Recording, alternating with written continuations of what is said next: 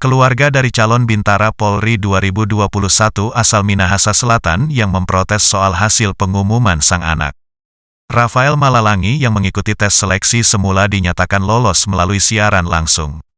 Namun pada lembar pengumuman kedua, nama Rafael kemudian tergantikan dengan nama orang lain, sehingga ia tak jadi lulus.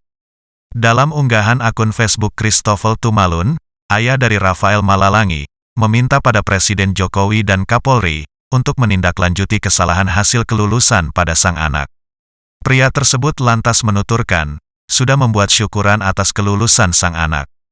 Hanya saja, pada pengumuman kedua yakni tanggal 29 Juli tahun 2021, keluarga menerima surat bahwa sang anak tidak lulus dan sudah digantikan orang lain, ucapnya.